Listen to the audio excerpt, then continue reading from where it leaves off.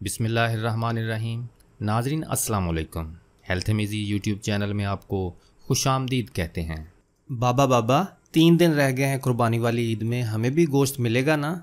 अली ने अपने बाबा से पूछा। बाबा ने कहा हाँ हाँ क्यों नहीं, बिल्कुल मिलेगा। लेकिन बाबा पिछली ईद पर तो किसी ने भी हमें गोश्त नहीं दिया था, अब तो पूरा साल हो गया है गोश्त की शक्ल देखे हुए। अली ने कहा बेटा, अल्लाह ने हमें भूखा तो नहीं रखा, हमें हर हाल में अल्लाह का शुक्र अदा करना चाहिए। डॉक्टर साहब कुर्बानी के लिए बड़ा जानवर लेकर आए हैं और मास्टर जी भी तो बकरा लेकर आए हैं।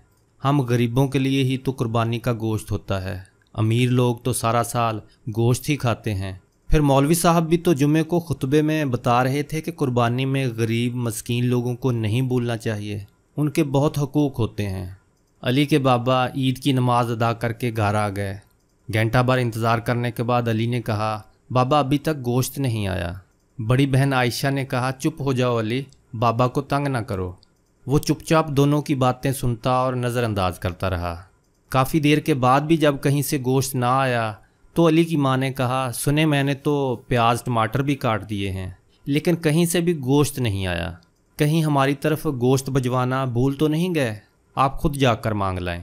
अली की माँ तुम्हें तो पता है आज तक हमने कभी किसी से कुछ नहीं मांगा, अल्लाह कोई ना कोई सबब पैदा कर देगा। दोपहर गुजरने के बाद अली के असरार पर पहले डॉक्टर साहब के घर गए। उनसे कहा डॉक्टर साहब मैं आपका पड़ोसी हूँ, क्या कुर्बानी का गोश्त मिल सकता है? ये सुनना था कि डॉक्टर साहब का रंग लाल पीला होने लगा और हकारत से बोले पता नहीं कहाँ कहाँ से आ जाते हैं गोश्त मांगने। ये कहकर ज़ोर से दरवाज़ा बंद कर दिया। तौहीन के एहसास से इनकी आंखों में आंसू आ गए और बोझल कदमों से आगे बढ़ गए।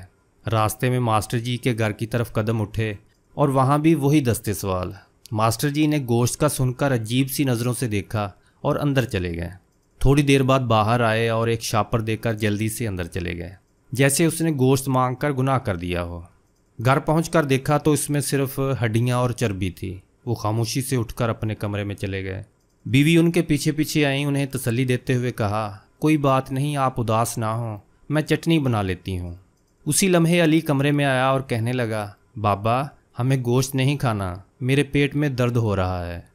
ये सुनना था कि उसकी बाबा की आंखों से आंसू गिरने लगे और फूट फूट कर रोने लगे।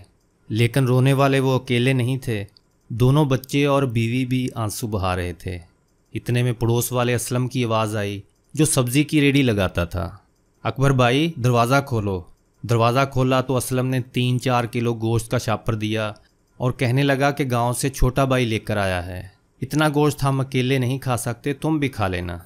खुशी और तशक्कर के एहसास से उनकी आंखों में आंसू आ गए और असलम के लिए दिल से दुआ निकलने लगी। गोश्त खाकर अभी फारग ही हुए थे कि बारिश शुरू हो गई। इसके साथ ही बिजली चली गई।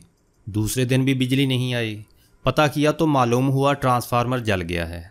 ईद के तीसरे दिन आयशा के बाबा अली को लेकर बाहर आए तो देखा मास्टर जी और डॉक्टर साहब ढेरों के हिसाब से गोश्त बाहर फेंक रहे हैं, जो बिजली ना होने की वजह से ख़राब हो चुका था।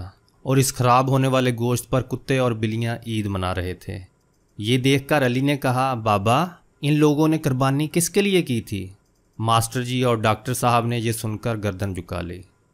अल्लाह पाक हमें दिखावे से बचने और सुन्नते इब्राहिमी की अदायगी दुरुस्त तरीके से अंजाम देने की तौफीक अता फ़रमाए। आमीन या रब्बुल आलमीन।